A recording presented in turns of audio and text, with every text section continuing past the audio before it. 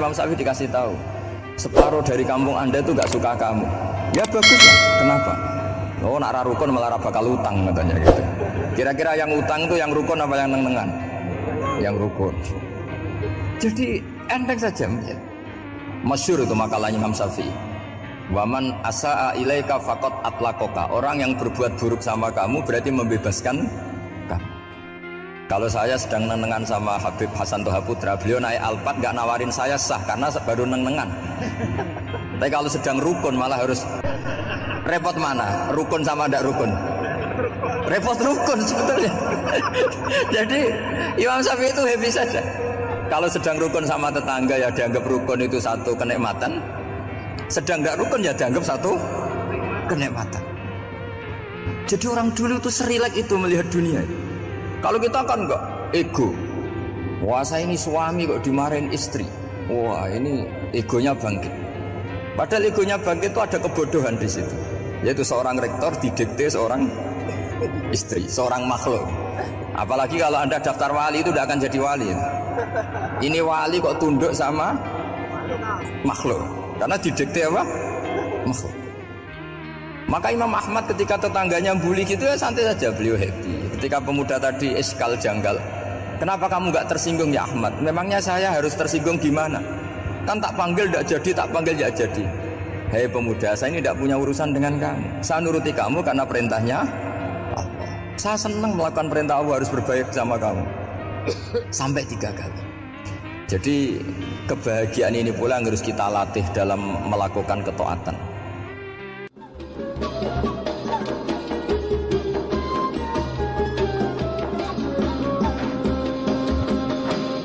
Obsesi saya terbesar atau cita-cita saya terbesar memang setiap ngaji saya ingin orang mukmin semuanya itu bahagia. Dengan bahagia itu mereka tidak neko-neko ingin mencari kebahagiaan lewat jalur apa maksiat.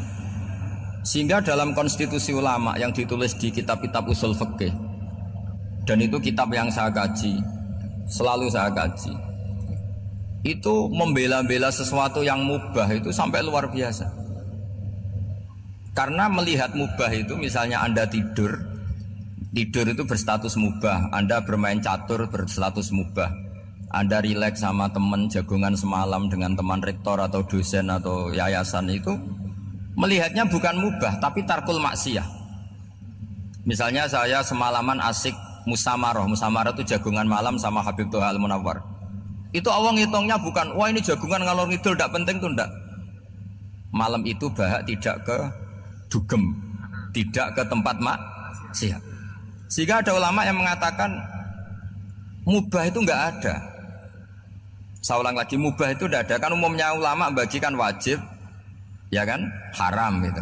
Terus diantaranya mubah, sunat, makruh. Ada ulama yang mengatakan mubah itu tidak ada. Kenapa? Logikanya begini, itsma min mubahin illa wa yatahaqqaqu bihi tarku haramimma. Karena tidak ada mubah yang Anda lakukan kecuali saat itu pasti ditinggalkannya sebuah keharaman. Misalnya Anda sedang jagungan sama istri di luar, di rumah, asik di rumah semalaman. Mungkin bahas hal-hal yang ringan, mungkin melihat sinetron atau apalah yang ringan. Tapi di situ terjadi Anda meninggalkan ke tempat-tempat maksiat. Sekarang ninggal maksiat itu wajib apa mubah? Wajib. Padahal Anda sedang melakukan mubah. Nah itu dicatat oleh Allah itu tarkul haram, meninggalkan keharaman. Jika masyhur dalam cerita wali-wali itu, Abu Yazid yang seperti itu ibadahnya pernah tanya, ya Allah lalu yang makomnya orang seperti saya siapa?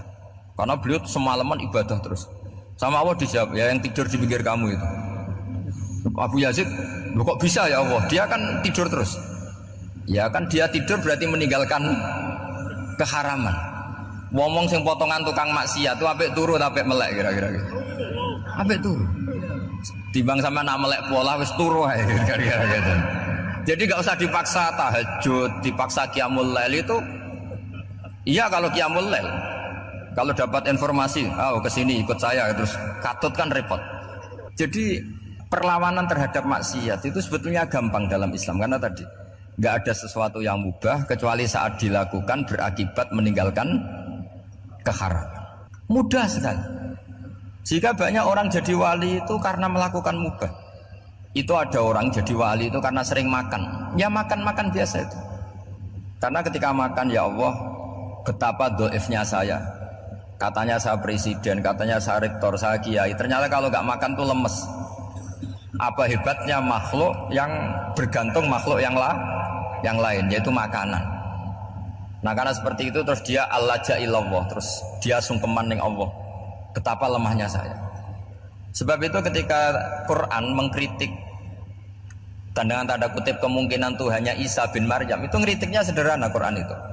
Mal masih ibnu Maryam illa rasul qad khalas min qablihi rusul wa ummuhu siddiqah kana yaqulanit ta'am. Isa itu tidak Tuhan, wong dia makan. Kamu kebayang nggak misalnya punya Tuhan, wah tadi Tuhan mampir ke rumah saya, dia lemes, setelah tak kasih makan sehat lagi gitu. Itu kan nggak kebayang ya. Tapi Tuhan marung di rumah saya, lemes tak gratisin, kayaknya tidak punya uang gitu.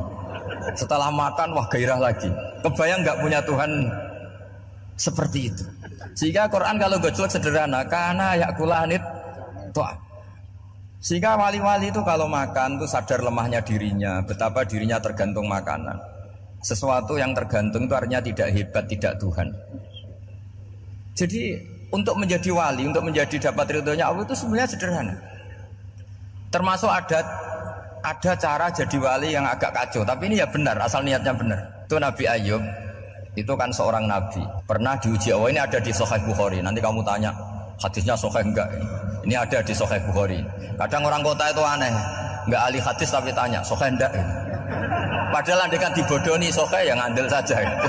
Jadi kadang ya aneh. Oh enggak tahu kok tanya itu. Itu Nabi Ayub itu sudah kaya, pas itu sudah kaya. Bukan cerita yang masih miskin, memang sudah kaya. Beliau di kamar dihinggapin satu belalang dari emas. Setelah belalang itu dikejar, ternyata yang jenis itu banyak, semuanya dari emas.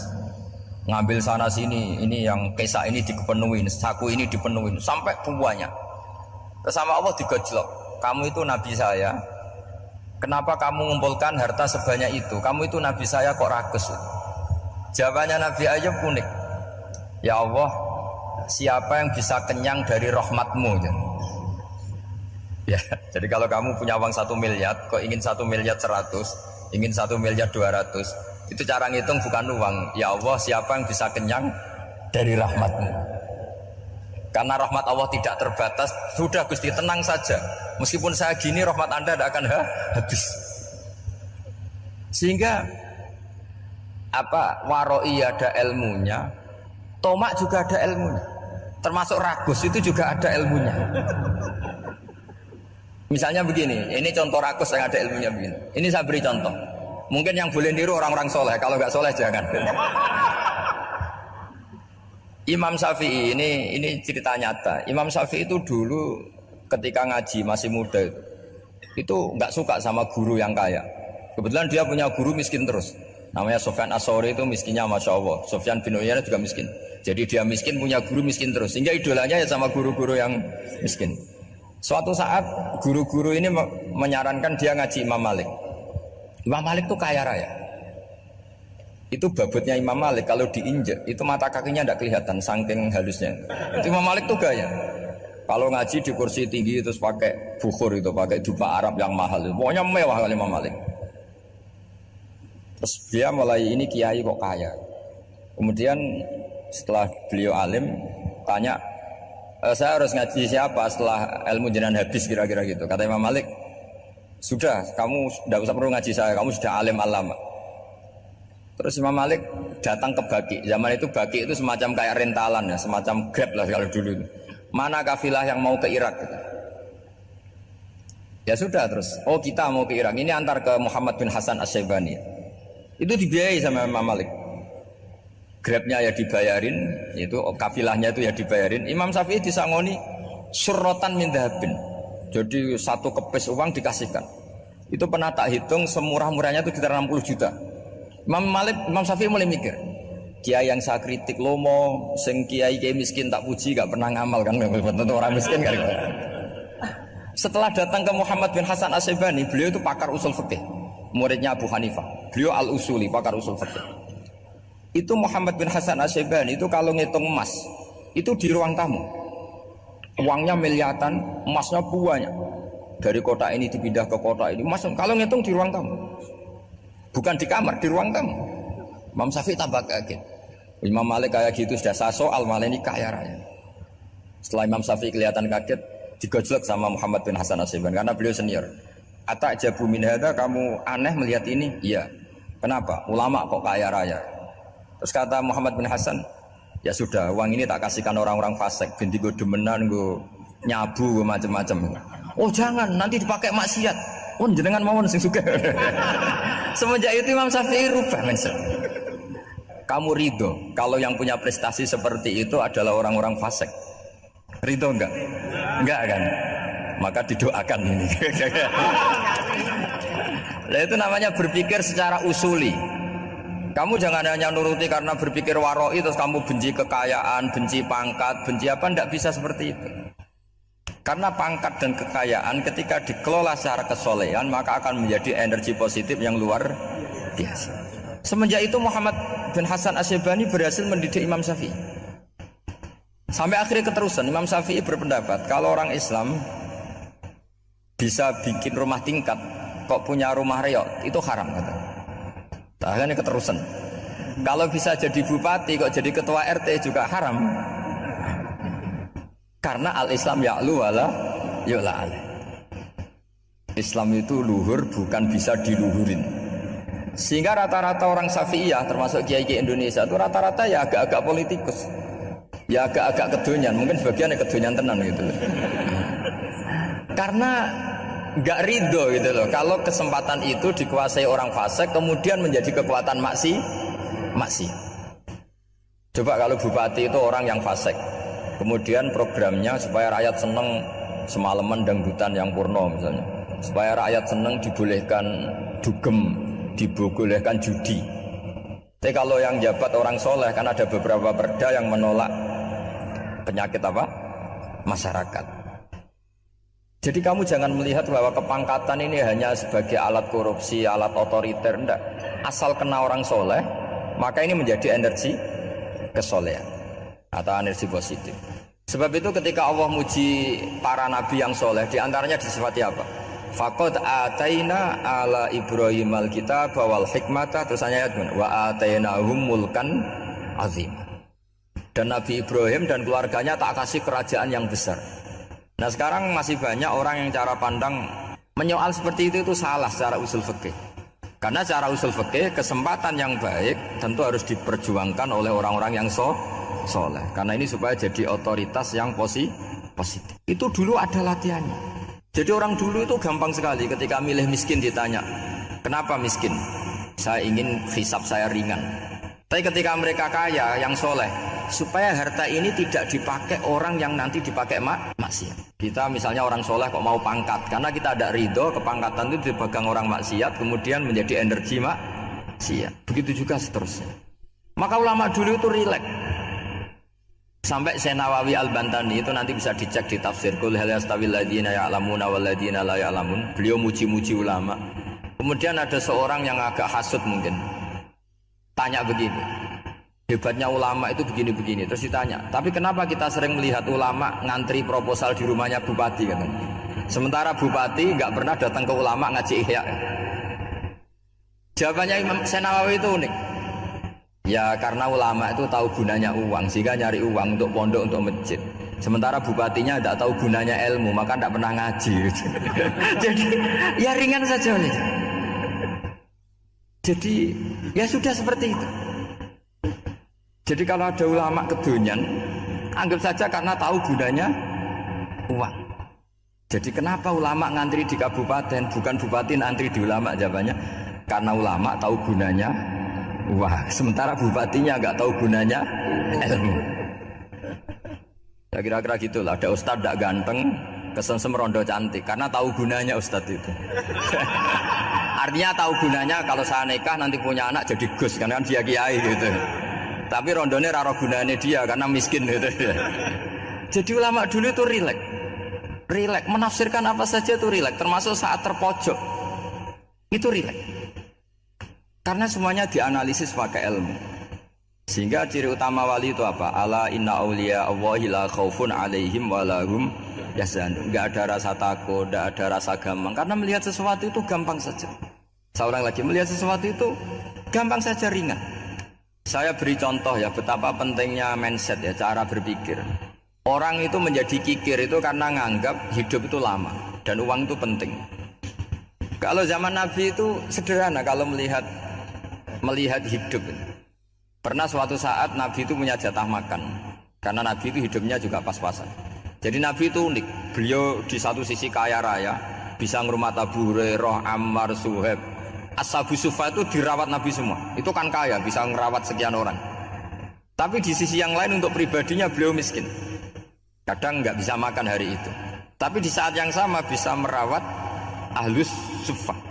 Jadi keliru kalau orang hanya cerita Nabi itu miskin, untuk makan dirinya aja susah. Itu keliru. Kelirunya kalau tidak diteruskan, tapi Nabi mampu menghidupi Ahlus Sufa. Sikan kita jatah makannya Nabi itu dikasihkan orang ketika Nabi tanya, ya Aisyah, makanan jatah saya di mana? Oh ya Rasulullah, tadi ada orang minta tak kasihkan, maka makanan itu habis. Apa kata Nabi? Kamu salah Aisyah. Yang kamu kasihkan itu justru yang masih. Ya yang kamu kasihkan itu justru yang masih. Sehingga Nabi menganggap, makanya Nabi terus ngendikan. Ya kalau mukhatabnya lelaki ya kira-kira begini. Wahallaka min malika illa ma akalta fa'afnaita wala bista fa'ablaita. Terus tanya wa tasaddaqta fa'abqaita, kata Nabi. Harta kamu ya kamu makan kemudian ke WC jadi kotoran, atau punya pakaian mewah nanti rusak. Wa tasaddaqta fa'abqaita. Ada yang kamu sedekahkan, yaitu yang abadi sampai akhir. Sehingga banyak pengusaha yang mencintai saya setelah tak ajari hadis itu, misalnya punya uang 1 miliar karena dia spekulan atau pedagang rawan bangkrut, disedekahkan ke masjid 50 juta, yaitu yang abadi. Jadi kalau suatu saat bangkrut, dia masih punya uang 50 juta di akhirat. Jadi Nabi itu mengajari sedekah itu apa? Ya sedekah itu pengabadian uang. Kalau kita kan enggak, bilang sedekah itu nguras uang. Itu pikirannya setan dan pikirannya orang Islam. Itu cara berpikir setan, bukan cara berpikir umat apa? Sehingga Sayyid Ali Zainal Abidin itu kalau ada orang minta, kemudian beliau ngasih, itu beliau bilang gini, marhaban biman hamala zadi ilal akhirah. Matur nuwun nggih jenengan sing beto sangu kula nate. Jadi dianggap teller saja. Orang yang minta uang beliau itu dianggap tukang nyatet bank ini. Karena sudah ditabungkan, ya sudah. Kalau kita kan enggak, wah pengemis tuh ganggu gini-gini. Kecuali pengemis profesi ya mungkin kita agak-agak enak. Pada zaman akhir tuh ada pengemis apa? Profesi, jadi repot. Terus tak beri contoh lagi kebahagiaan ketika kita milih Islam moderat. Islam kita diajarkan guru-guru kita, utamanya oleh guru kita Mbah Maimun. Saya juga sering ketemu beberapa ulama dunia, termasuk Habib Umar. Saya juga ikut sowan ke sini pas beliau sama Habib ini Hasan Toha Putra di sini sama orang-orang moderat. Itu cara berpikir juga luar biasa indah. Beliau pernah cerita ya, beberapa ulama lah, banyak yang cerita itu. Saya pernah diceritani seorang alim ketika ada orang ekstremis itu mau ngebom di tempat maksiat. Kebetulan yang maksiat itu kebanyakan ya orang Islam. Karena di negara yang mayoritas Islam. Ditanya sama Syekh Sa'rawi. Syekh Sa'rawi itu mufassir top di mana? Mesir. Ini mau tak habisin karena mereka orang Islam kok maksiat terus. Terus ditanya sama Imam Sa'rawi, laumatu ala khini ma'asihim aina masiruhum. Kalau mereka mati dalam keadaan maksiat, mereka kemana? Ya ilanar, mereka pasti masuk neraka. Terus ditanya sama Imam Sa'rawi, wahal masiruhum ilanar muradun nabi amlah. Punya umat maksiat kemudian mati masuk neraka, itu yang diinginkan Nabi apa enggak? Ya tidak aja. Ya sudah, enggak usah dibom, ditunggu tobatnya kata. Karena kalau mati dalam keadaan itu ke neraka, dan itu tidak yang diinginkan Rasulullah Sallallahu Alaihi Wasallam. Terus ekstremis ini menjadi tobat, tidak berpikir ekstremis Mas. Jadi orang itu harus berpikir mindset yang baik. Meskipun kadang berpikir baik itu ya agak-agak kacau. Ada seorang wali Majdzub itu kalau berdoa agak kacau, tapi nggak bisa dibantah. Masyhur itu doa itu. Ini sekaligus ijazah, tapi kalau sebelum wali nggak boleh. Itu datang ke makamnya Rasulullah SAW. Terus doanya itu begini, ya Allah sekarang terserah engkau. Ya Allah sekarang terserah engkau. Jika saya kamu jadikan orang soleh, jika saya engkau jadikan orang soleh, maka surra habibuk, maka kekasihmu ini senang. Yang susah musuhmu yaitu setan. Tapi kalau engkau menjadikan saya orang fasik, maka yang susah kekasihmu, yang senang musuhmu. Jenengan punya dua pilihan itu. Oh itu kan doa tapi kayak teror itu. Ya jadi berdoa di Raudhah. Oh itu pasti mandi itu karena agak-agak maksa Tuhan itu. Ya Allah engkau punya dua pilihan. Jika saya jadi orang soleh, maka kekasihmu ini senang, musuhmu yang susah yaitu setan. Tapi jika saya jadi orang fasik, maka musuhmu yang senang, kekasihmu yang susah. Mohon terserah jenengan, mau menyenangkan kekasihmu apa menyenangkan musuhmu gitu. Kira-kira gimana? Kalau tertarik boleh doa itu dipraktekkan. Tapi kayaknya kalau copy paste itu gak keren apa? Jadi dulu orang itu muamalah sama Allah dan Rasul itu rileks. Rileks itu nyaman karena ya tadi qul bi fadlillah wa bi rahmati fa bidzalika falyafrah. Sehingga Imam Izzuddin bin Abdissalam itu ngendikan innalladzina yarmunal muhsanatil ghafilat. Di antara kebaikannya ibu-ibu atau mbak-mbak ini harus berstatus ghafilat. Perempuan-perempuan pelupa. Ghafilat itu pelupa. Pelupa dari kenikmatan maksiat sehingga mereka dengan taat. Misalnya ada ibu-ibu atau mbak-mbak atau juga bapak-bapak tahajud, kemudian nyaman dengan tahajud itu. Kira-kira terbersit enggak ingin maksiat? Enggak kan, karena sudah nyaman dengan tahajud, dengan taat. Maka dibutuhkan kenyamanan dalam beribadah. Sebab itu ala bidzikrillahi tatmainnul qulub. Makanya saya termasuk kiai yang setiap ngaji itu happy, seneng. Karena ini untuk kampanye.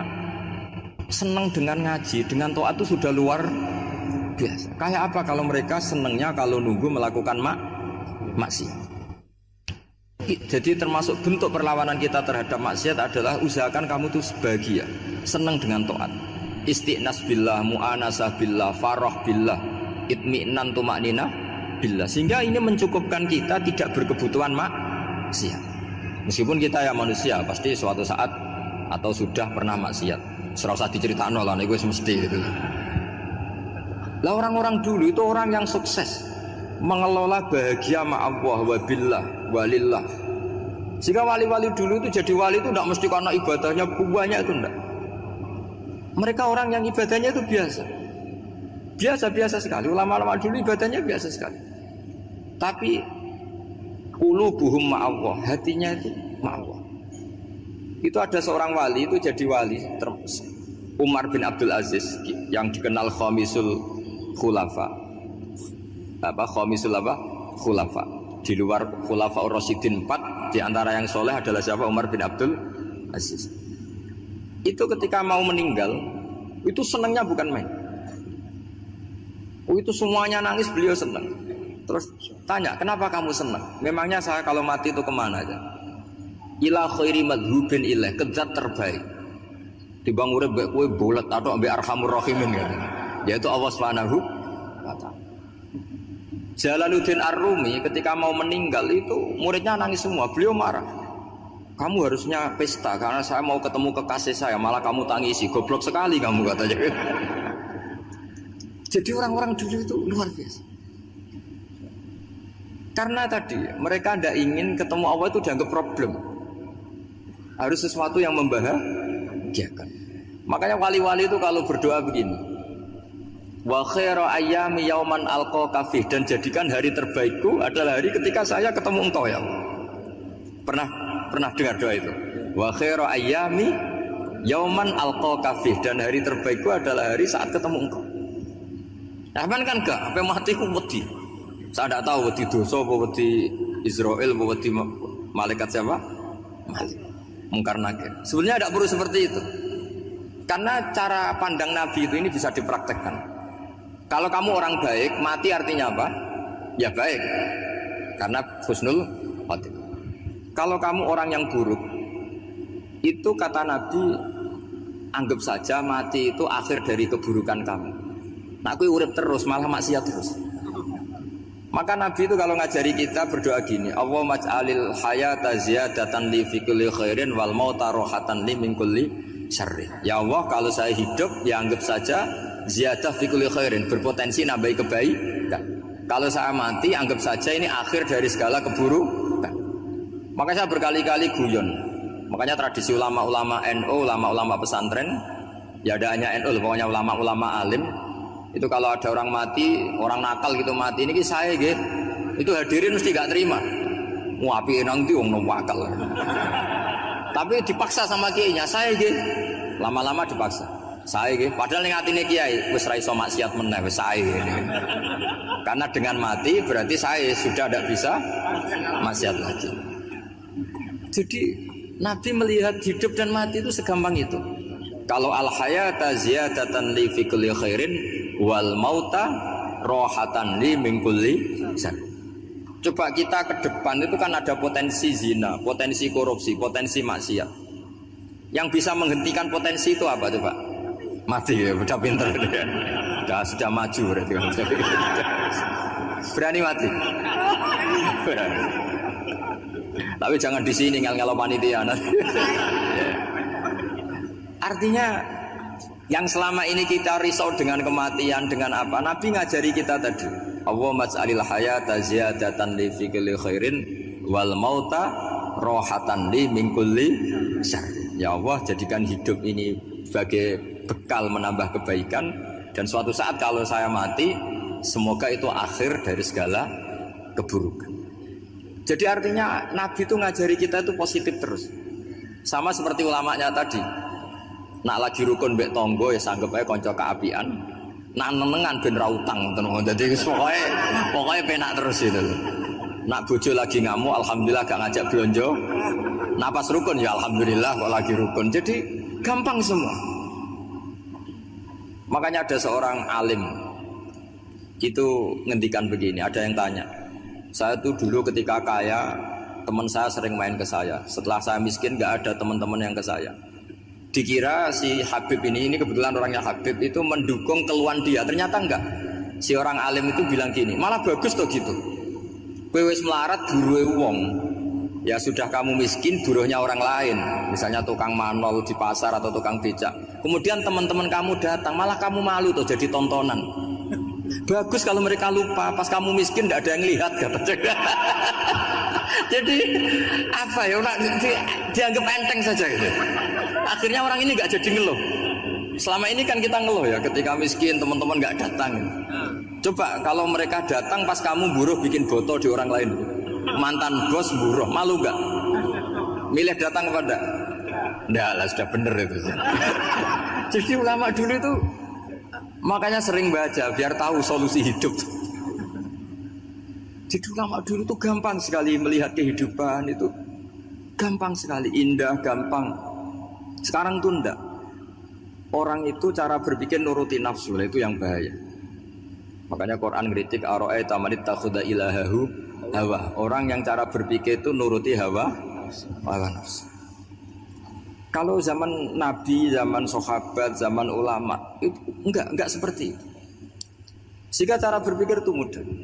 Makanya kata Nabi, absyiru ya ma'syarul muslimin, kata. Kamu harus senang ya ma'syarul muslimin. Allah sekarang buka pintu langit yang sebelumnya enggak pernah dibuka. Dan Allah yubahi bikum malaikatah, dan Allah membanggakan kamu kepada para malaikatnya.